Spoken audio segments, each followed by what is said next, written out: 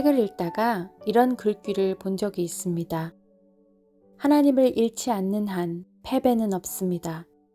그러나 하나님을 잃으면 비록 화려한 궁안에서 부귀영화를 누리며 산다고 해도 패배한 것입니다. 하나님을 잃지 않고 그분 앞에 와 있는 우리는 얼마나 복된 자인지요. 하나님과 함께하는 지금 어떤 종류의 패배감도 발 못 붙이고 오직 승리하신 예수 그리스도만 경험하는 시간 되시길 소망합니다.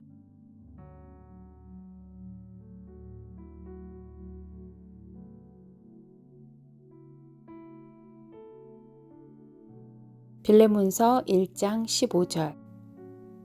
아마 그가 잠시 떠나게 된 것은 너로 하여금 그를 영원히 두게 함이리니.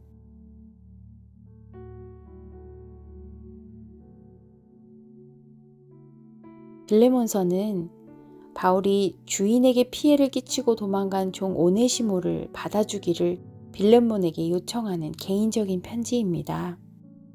주인이었던 빌레몬을 피해 도망갔던 오네시모가 바울을 통해 예수님을 만나고 나서 회개한 이후 변화된 삶을 살 뿐더러 감옥에 갇힌 바울을 마음 다해 섬겼음을 바울이 대변하면서 용서해 줄 뿐더러 더 이상 종이 아닌 그리스도 안에서 한 형제로 용납해 줄 것을 부탁합니다. 오네시모가 종임에도 불구하고 거역하고 도망간 것에 대해 빌레몬은 마음이 상하고 받아들이기 힘들었을 수 있습니다. 하지만 바울을 통해 보여준 하나님의 뜻은 오늘 읽은 말씀처럼 오네시모가 영원히 함께 머물 수 있게 하시는 하나님의 방법이었음을 보게 됩니다. 이제는 종이 아닌 영원을 함께할 형제가 되었기 때문입니다. 사람들과 관계를 맺으며 살아가면서 용서를 받아야 할 상황, 또 용서를 해야 할 상황들이 참 많습니다.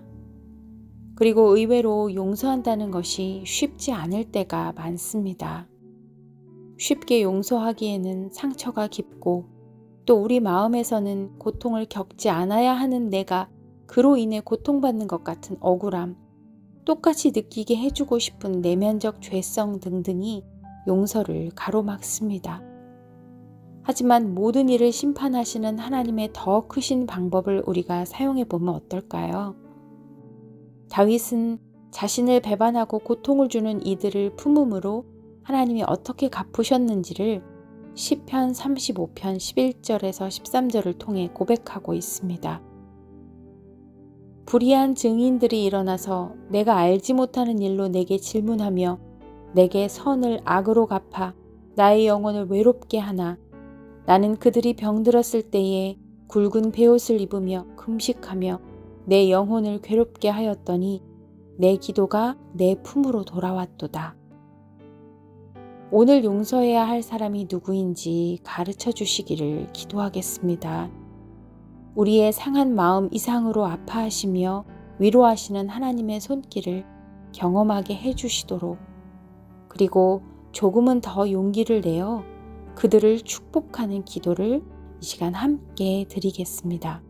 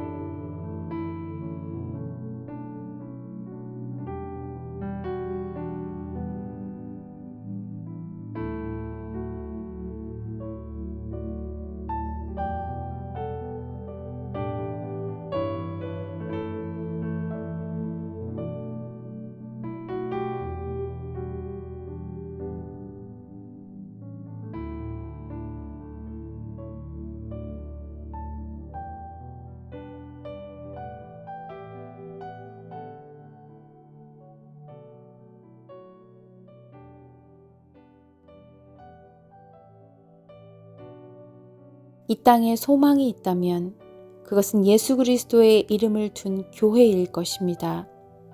그 교회가 이 땅을 중보하며 하나님의 살아계심을 보여주는 공동체가 될 수 있도록 기도하겠습니다.